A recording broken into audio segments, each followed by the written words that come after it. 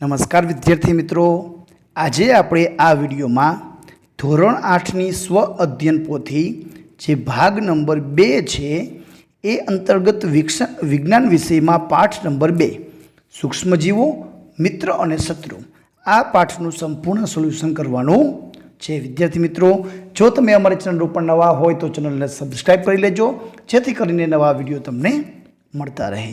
પ્રશ્ન 1માં આપણને વિકલ્પ આપેલા છે, કયા સૂક્ષ્મજીવના કારણે ઈડલીની કણક ફૂલે છે? તો જવાબ આવશે ઈસ્ટ। શીતળાની રસીની શોધ કોણે કરી હતી? તો જવાબ આવશે એડવર્ડ જેનર। કયો સૂક્ષ્મજીવ નાઇટ્રોજનના સ્થાપનમાં મદદ કરે છે? તો જવાબ આવશે રાઇઝોબિયમ।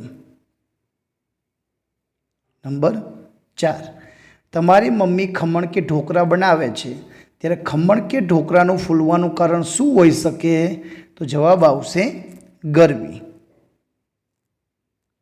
તમારા ઘરે મચ્છરનો ઉપદ્રવ અટકાવવા માટે શું કરવું જોઈએ? તો જવાબ આવશે ઉપર આપેલ તમામ। કુલરમાં પાણી રહેવા દેવું જોઈએ નહીં, ફૂલદાનીમાં પાણી ભરી રાખવું જોઈએ નહીં અને ચોમાસામાં ધાબા પર ખુલ્લા ટાયર રાખવા નહીં। આગળ જોઈએ પ્રશ્ન નંબર 6, નીચેના આપેલા વિધાન પૈકી કયું વિધાન ખોટું છે? તો જવાબ આવશે હંમેશા દર્દીને અન્ય વ્યક્તિની જોડે જ રાખવો જોઈએ, એ વિધાન ખોટું છે। એના પછીના પ્રશ્નમાં આપણને ખાલી જગ્યા આપેલી છે। નંબર 7, મેલેરિયા માટે જવાબદાર પ્રજીવ ખાલી જગ્યા છે? તો જવાબ આવશે પ્લાઝ્મોડિયમ। ટાઇફોઇડ માટે ખાલી જગ્યા સૂક્ષ્મજીવ જવાબદાર છે? તો જવાબ આવશે બેક્ટેરિયા।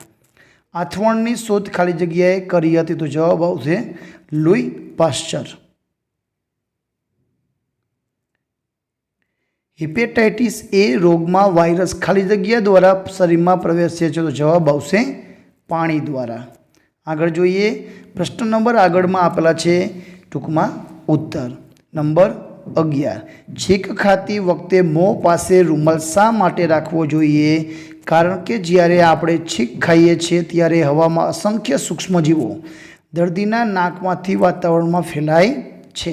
આમ થતું અટકાવવા માટે છીંક ખાતી વખતે મોં પાસે રૂમાલ રાખવો જોઈએ। આગળનો પ્રશ્ન આપેલો છે, પોચી અને ફૂલેલી બ્રેડ કઈ રીતે તૈયાર થતી હશે?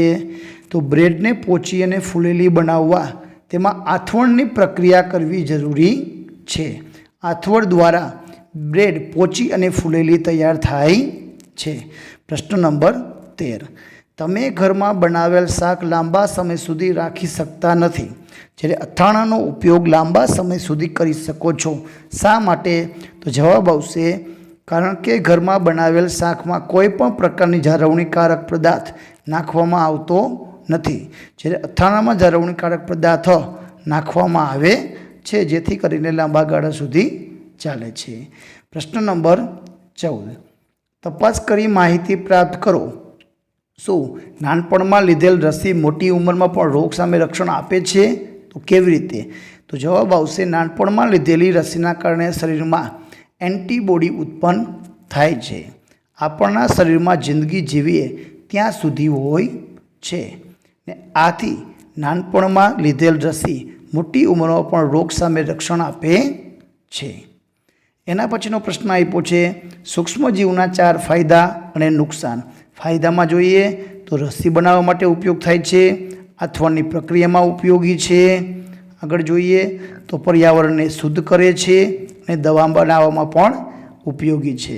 જ્યારે આપણે નુકસાનકારકમાં જોઈએ તો ચેપી રોગ માટે જવાબદાર છે, ફૂડ પોઈઝનિંગ માટે સૂક્ષ્મજીવ જવાબદાર છે। આગળ જોઈએ તો ખોરાકને સડાવી પણ નાખે છે, દાંતમાં સડો પણ કરે છે। તો આ સૂક્ષ્મજીવના ઉપાયોને નુકસાન।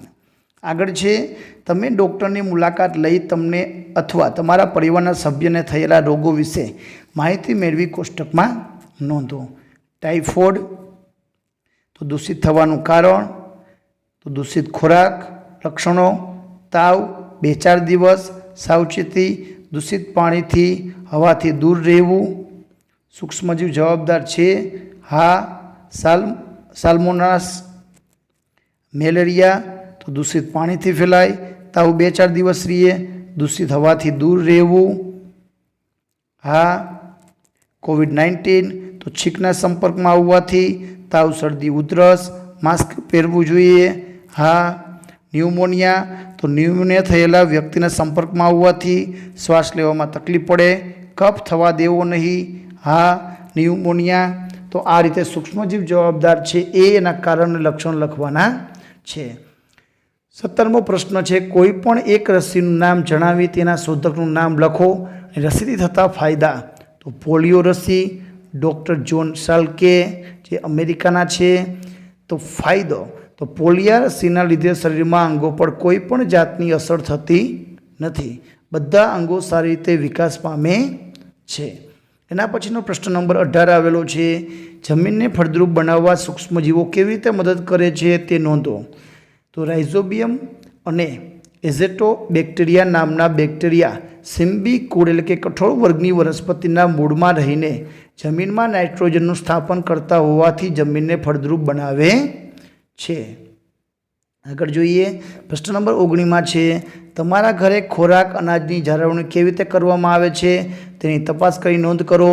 તો સૂર્યમાં સૂકવણી કરવાથી, ડીપ ફ્રીઝિંગ કરવાથી, મીઠું ઉમેરવાથી, તેલ અને સરકો ઉમેરો, વિનેગર, ઠંડક, ખાંડનો ઉમેરો, સરસવ તેલનો ઉમેરો, અલગ અલગ રીતે ખોરાક કે અનાજની જાળવણી કરવામાં આવે છે. એના પછી 20મો પ્રશ્ન આપેલો છે, માખી એ રોગકારક સૂક્ષ્મજીવોનો વાહક છે. શું તમે આ વિધાન સાથે સહમત છો? શા માટે? તો સાચું છે, કારણ કે માખી ગમે તે જગ્યાએ ફરતી હોય છે અને મળ અને મૂત્ર સાથે સડેલા ખોરાક પર બેસતી હોય છે. આથી તેના શરીર પર અસંખ્ય સૂક્ષ્મજીવો રહેલા હોય છે.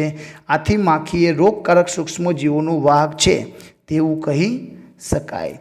પ્રશ્ન નંબર 21 છે, તમારા ઘરમાં દૂધ બગડે નહીં તે માટે શી કાળજી લેવામાં આવે છે? તો અમારા ઘરમાં દૂધને 70° તાપમાને 15થી 30 સેકન્ડ ગરમ કરવામાં આવે છે, જેથી દૂધ જીવાણુ રહિત બને છે અને બગડશે નહીં. તો આ રીતે જવાબ લખવાનો છે. પ્રશ્ન નંબર 22 છે, નાઇટ્રોજન ચક્ર દોરીને તેનું વર્ણન કરો. વિદ્યાર્થી મિત્રો, તો આપણે અહીં નાઇટ્રોજન ચક્રનું ચિત્ર આપેલું છે. આ નાઇટ્રોજન ચક્ર છે એ તમારે ત્યાં દોરી લેવાનું છે અને એ નાઇટ્રોજન ચક્રની ટૂંકનોંધ છે એ પાઠ્યપુસ્તકમાં જે નાઇટ્રોજન ચક્ર મુદ્દો આપેલો છે એને ધ્યાનમાં રાખીને તમારે લખી લેવાની છે. તો નાઇટ્રોજન ચક્ર છે એ આપણા વાતાવરણમાં 78% નાઇટ્રોજન વાયુ છે. નાઇટ્રોજન બધા જ સજીવો માટે આવશ્યક ઘટક છે, જેમ કે પ્રોટોન, ક્લોરોફિલ, ન્યુક્લિયક એસિડ તેમજ વિટામિન્સમાં તે હાજર હોય છે. વનસ્પતિઓ તથા પ્રાણીઓ વાતાવરણીય નાઇટ્રોજનનો સીધો ઉપયોગ કરી શકતા નથી.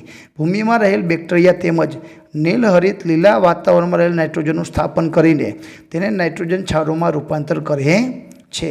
જ્યારે નાઇટ્રોજન આવા ક્ષારોનું રૂપાંતરિત થઈ જાય છે ત્યારે વનસ્પતિ તેનો ઉપયોગ ભૂમિમાંથી મૂળતંત્ર દ્વારા કરે છે. તો ત્યારબાદ શોષાયેલા નાઇટ્રોજનનો ઉપયોગ પ્રોટીન તેમજ અન્ય સંયોજનોના સંશ્લેષણમાં થાય છે. વનસ્પતિઓ પર આધાર રાખતા પ્રાણીઓ તેમાંથી પ્રોટીન તેમજ અન્ય નાઇટ્રોજન સંયોજનો પ્રાપ્ત કરે છે. અને આગળનું છે એ બધી વસ્તુ છે એ નાઇટ્રોજન ચક્રમાં તમારે લખી લેવાનું છે. આગળ જોઈએ, પ્રશ્ન નંબર 21, કયા કયા રોગો રસી દ્વારા અટકાવી શકાય? તો નીચે મુજબના રોગો રસી દ્વારા અટકાવી શકાય. કોવિડ-19, શીતળા, હડકવા, ન્યુમોનિયા, ઓરી, અછબડા વગેરેની રસી હોય છે. વીજળીના ચમકારા કયા વાયુના જમીનના સ્થાપન માટે મદદરૂપ થાય છે? કેવી રીતે? તો વીજળીના ચમકારા દ્વારા નાઇટ્રોજન વાયુઓ જમીનમાં સ્થાપન થાય છે. નાઇટ્રોજન ઓક્સાઇડ સ્વરૂપે જમીનમાં સ્થાપન થાય છે.